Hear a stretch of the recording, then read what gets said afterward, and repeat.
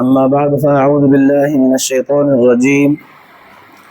بسم الله الرحمن الرحيم. قال الله تبارك وتعالى في كلامه المجيد والفرقان الحميد: إن الله وملائكته يصلون على النبي يا أيها الذين آمنوا صلوا عليه وسلموا تسليما. صدق الله العلي العظيم. درود الشريف پڑھو. اللهم صل على سيدنا وسندنا وحبيبنا ومولانا محمد النبي الأمي وعلى آله وبارك وسلم عليه بعدد كل معلوم لك دائما أبدا. الله تبارك وتعالى तव्हां असांजे मथां सॼी उम्मत जे मथां हिकु एॾो वॾो एहसान कयो आहे। हूअं त अल्लाह तबारक व ताला जे ज़ात जा हज़ारों लाखों एहसानात आहिनि, बेशुमार, जो ॻणियूं त न ॻणे सघंदासीं। पर हिकिड़ो वॾो एहसान अल्लाह ताला जे ज़ात जो उहो आहे जो अल्लाह ताला तव्हां असांजे भाङे में सुहिणो अरबी सल्लल्लाहु अलैहि वसल्लम जन पैगम्बर बनायो, असांखे सुहिणे रसूल सल्लल्लाहु अलैहि वसल्लम जन जो उम्मती बनायो। हुज़ूर अलैहिस्सलातु वस्सलाम जन जो उम्मती हुजणु हिकु एॾो वॾो एज़ाज़ आहे, एॾो वॾो एज़ाज़ आहे। रिवायत जे अंदरि ईंदो आहे त हुज़ूर अलैहिस्सलातु वस्सलाम जन जे उम्मत जे उलमा जो दर्जो बनी इसराइल जे पैगम्बरनि जे बराबरि आहे। छा उम्मती, छा अल्लाह ताला जे नबीअ जो दर्जो, त इहो सिर्फ़ु हुज़ूर अलैहिस्सलातु वस्सलाम जे सदके आहे।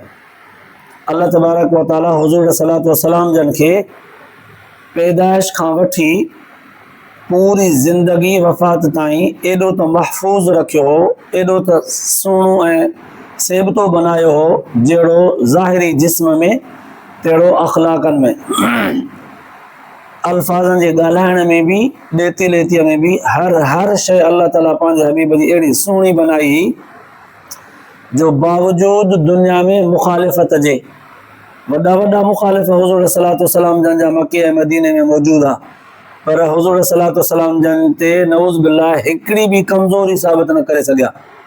त वाइदे में कसो थियो हुजे, ज़बान सां लफ़्ज़ ग़लति ॻाल्हायो हुजई, या कंहिंजे ॾेती लेतीअ में खोटो हुजे, हिकिड़ी ॻाल्हि बि मुखालिफ़त जे बावजूदु कोई साबित न करे सघियो आहे। बाक़ी बदशत ज़बान सां त शैतान जंहिंखां ॻाल्हाए थो ॻाल्हाए पिया वञनि। हुज़ूर अलैहिस्सलातु वस्सलाम जन जे अख़लाक़ियात में मुहद्दिसनि लिखियो आहे त रसूलुल्लाह सल्लल्लाहु अलैहि वसल्लम जन ज़बान सां जॾहिं बि ॻाल्हाईंदा हुआ, एॾो मिठो ॻाल्हाईंदा हुआ, जेको ॿुधंदो हो त हुनजे दिलि ते असरु थींदो। क़ुर पाक जी तिलावत कंदा हुआ एॾी मिठे अंदाज़ में जो मुशरिक काफ़िर बि लिकी छपी करे मस्जिद नबीअ जे ॿाहिरां बि ॿुधण ईंदा। राति जे पहर में रिवायत में अचे थो तहज्जुद वारे टाइम ते हुज़ूर सल्लल्लाहु अलैहि वसल्लम जन क़ुर पाक जी तिलावत कंदा हुआ त मके जा मुशरिक उतबा, वलीद, शीबो, इहे वॾा वॾा सरदार जेके आहे उहे लिकी करे ॿुधण ईंदा हुआ त आख़िर चए छा थो पढ़े, इहे ॿुधण ईंदा, हिक ॿिए खे ॿुधाईंदा बि न, लिकी लिकी, जीअं कंहिंखे ख़बर न पए। अचे मस्जिद नबीअ जे ॿाहिरां बि उन वक़्तु मस्जिद नबी उन जूं दीवारूं ऐं छत खजीअ जे छड़नि जी हुई। हुज़ूर सल्लल्लाहु अलैहि वसल्लम जन जो मुकमल पूरो जो पूरो आवाज़ ॿाहिरि ॿुधण में ईंदो। हीअ ॿाहिरां बीही करे तिलावत ॿुधंदा, ॿुधंदे ॿुधंदे हिननि खे अहिड़ो मज़ो ईंदो हो, ॿुधंदे ॿुधंदे सिजु उभिरी वेंदो हो, रोशनी थी वेंदी, वरी उतां भॼंदा त हिक ॿिए खे मिली वेंदा। अड़े तूं काॾे वहीं? चयो मां अॼु परखण आयोसि, ॿुधण आयोसि। त तूं त मां बि हेॾां, अड़े तूं त मां बि हेॾां। अड़े वाइदो कयो अॼु सुभाणे खां वठी न ईंदासीं। जे न असांखे माण्हू क़ौम जा ॾिसी विया त पोइ चवंदा हे पाण राति जो चोरी छपे ॿुधण था वञनि, असांखे रुॻो झलनि था त हिन जी ताबेदारी न कजो। वरी राति थिए त वरी हिननि खे उहा तड़प पैदा थिए, वरी अचनि ॿुधण। केतिरा ई भेरा ईअं थियो, पोइ आख़िर मुड़ी विया त माण्हू मथां असांखे ॾिसी मुस्लमान न थी वञनि।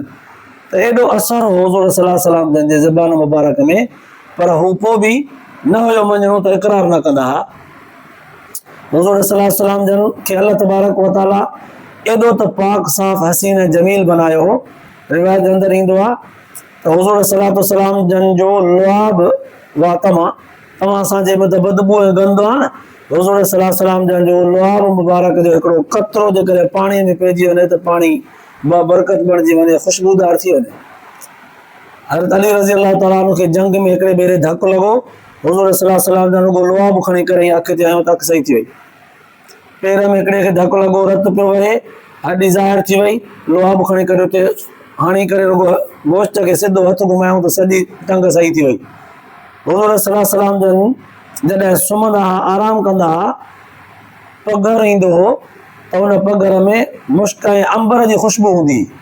रिवायत में ईंदो आहे त हज़रत उम्मे सुलैम हुज़ूर सल्लल्लाहु अलैहि वसल्लम जन जे लाइ मंझंदि जो चमड़े जो, जीअं न जानवर खे कुहंदा आहियूं त पोइ हुनजो चमड़ो खल लहंदी आहे त उहा वॾी कुशादी थी वेंदी आहे चादर वांगुरु। हिकिड़ो चमड़ो उम्मे सुलैम हथ करे रंगे सुठे नमूने सां तयारु करे पंहिंजो पाण वटि रखियो हो। हुज़ूर सल्लल्लाहु अलैहि वसल्लम जन जे लाइ मंझंदि जो उहो विछाए छॾींदी त हुज़ूर सल्लल्लाहु अलैहि वसल्लम जन अची करे हुन ते आराम फरमाईंदा। पोइ जॾहिं आराम कंदा हुआ त सर्दीअ गर्मीअ जे मौसम में पघर वग़ैरह ईंदो हो, हुज़ूर जन आराम करे जॾहिं उथी वेंदा हुआ त हुन ते थोरो थोरो पघर पियो हूंदो हो। चमड़े ते चूंकि पघर चुसजंदो कोन, उहो पियो हूंदो हो। हुज़ूर सल्लल्लाहु अलैहि वसल्लम जन जे बुत मुबारक जा कुझु वार बि हुन ते पिया हूंदा हुआ। हज़रत उम्मे सुलैम छा कंदी हुई, उहो पघर बि खणी करे महफ़ूज़ कंदी हिकिड़े शीशीअ में, ऐं उहे वार बि खणी करे महफ़ूज़ कंदी शीशीअ में। पोइ उलमा मुहद्दिसीन लिखियो आहे त वसियत कयईं त जॾहिं न मां मरी वञा त मूंखे कफ़न ॾींदव ऐं अतरु हणंदव न ख़ुशबू, मूंखे ॿिए ख़ुशबूअ जी ज़रूरत न आहे। हुज़ूर सल्लल्लाहु अलैहि वसल्लम जन जो पघर मुबारक जंहिं डॿीअ में मां बंदि कयो आहे न, मूंखे उहो हणिजो। ख़ुदि हुज़ूर सल्लल्लाहु अलैहि वसल्लम जन खे साह बि सघो रहा। रिवायत में अचे थो त मस्जिद नबवीअ खां हुज़ूर सल्लल्लाहु अलैहि वसल्लम जन उथी काॾे हलिया वेंदा हुआ त कमु हूंदो, हुज़ूर जन खे ॻोल्हींदा हुआ। कीअं ॻोल्हनि, कंहिंखां पुछनि, बसि ख़ुशबू सिंघंदा वेंदा। जंहिं गलीअ में हुज़ूर सल्लल्लाहु अलैहि वसल्लम जन टपंदा हुआ, उन गलीअ में हुज़ूर सल्लल्लाहु अलैहि वसल्लम जन जी ख़ुशबू हूंदी। ख़ुशबू सिंघंदा सिंघंदा वरी हुज़ूर सल्लल्लाहु अलैहि वसल्लम जन ते पहुचंदा। हिकु रिवायत अंदरि अचे थो, हुज़ूर सल्लल्लाहु अलैहि वसल्लम जन जे ज़माने में हिकिड़ो सहाबी रिवायत करे थो त मां बीमार थी पियुमि, मुंहिंजे घर में सुलैम जो उहो टप पहुची वियो जंहिंमें हुज़ूर सल्लल्लाहु अलैहि वसल्लम जन जा वार मुबारक रखंदी हुई। उन पाणी विझी छॾींदा हुआ, जेको बीमार थींदो हो उहो पाणी उनखे मुंहं ते हणंदा हुआ, उनखे पाणी पीआरींदा हुआ त ख़ुशि थी वेंदो। अहिड़ो सुहिणो नबी तव्हां असांखे भाङे में मिलियो, पर असां तव्हां उनजे इताअत खां, उनजे सुन्नतुनि ते अमल करण खां ग़ाफ़िल आहियूं, रहियल आहियूं। रिवायत जे अंदरि अचे थो, हुज़ूर सल्लल्लाहु अलैहि वसल्लम फरमायो, मन अमिल बिसुन्नती इंद फसाद उम्मती फलहु अज्रु मिअत शहीद। जंहिं मुंहिंजे उम्मतीअ मुंहिंजे हिकिड़ीअ सुन्नत ते अमल कयो, अहिड़े ज़माने में जंहिं ज़माने में सुन्नत ते अमल करणो माण्हू छॾे विया आहिनि, फसाद आहे, बेदीनीअ जो माहौल हुजे, उन ज़माने में हिकिड़ीअ सुन्नत ते जंहिं अमल कयो उनखे 100 शहीदनि जो सवाबु मिलंदो। 100 शहीद, हिकिड़े शहीद जो सवाबु इहो आहे जो अल्लाह ताला क़ुरान पाक में फरमाए थो त वला तक़ूलू लिमन युक़तलु फी सबीलिल्लाहि अमवात, जेके अल्लाह जे रस्ते में शहीद था थियनि उनखे मौल ई न चओ, उहे ज़िंदा आहिनि। साईं कीअं ज़िंदा आहिनि? अल्लाह से फरमाया तो असां वटि रिज़्क़ बि ॾिना था वञनि, वलाकिन ला तशउरून, पर तव्हां उन्हनि जी ज़िंदगी सम्झी कोन था सघो। एॾो वॾो एज़ाज़ आहे उन्हनि खे। अल्लाह जे रसूल सल्लल्लाहु अलैहि वसल्लम फरमायो, अहिड़नि 100 शहीदनि जो सवाबु आहे, सिर्फ़ु हिकु सुन्नत ते अमल करणु। ऐं तव्हां असां बिल्कुलु इन शयुनि खां ग़ाफ़िल आहियूं। रिवायत जे अंदरि ईंदो आहे, रसूल सल्लल्लाहु अलैहि वसल्लम जन फरमायो त 3 पहिरीं वारी निमाज़ असर, उन खां पहिरियां जेका 4 रकातूं सुन्नत पढ़ंदा आहियूं, उमूमन इहा सुन्नत माण्हुनि में असां में न आहे। हुज़ूर सल्लल्लाहु अलैहि वसल्लम फरमायो, जेको असर निमाज़ खां पहिरियां 4 रकातूं सुन्नत पढ़ंदो, अल्लाह तबारक व तआला खे उनजी मां पारत कंदुसि। हिकु रिवायत में ईअं ईंदो आहे, हुज़ूर जन फरमायो, मुंहिंजा रब साईं जेको 3 पहिरीं खां पहिरियां 4 सुन्नत पढ़े न, उनजी पारत अथई। एॾा वॾा लफ़्ज़ हुज़ूर सल्लल्लाहु अलैहि वसल्लम जंहिंजे लाइ अल्लाह ताला जी ज़ात वटि दरख़्वास्त कनि, उनजी सिफ़ारिश कनि, ॿियो छा खपे? पहिरियां सिफ़ारिश जी इजाज़त बि त मिले न, पर हुज़ूर जन फरमायो मां कंदुसि उनजी सिफ़ारिश। ऐं हुज़ूर सल्लल्लाहु अलैहि वसल्लम जन जी ज़ुबान मुबारक असांजो ईमान आहे, उहा कॾहिं बि भुलिजी ऐं ग़लती नथी करे सघे। पाक आहे, साफ़ आहे, पकी आहे, हक़ ऐं सच आहे।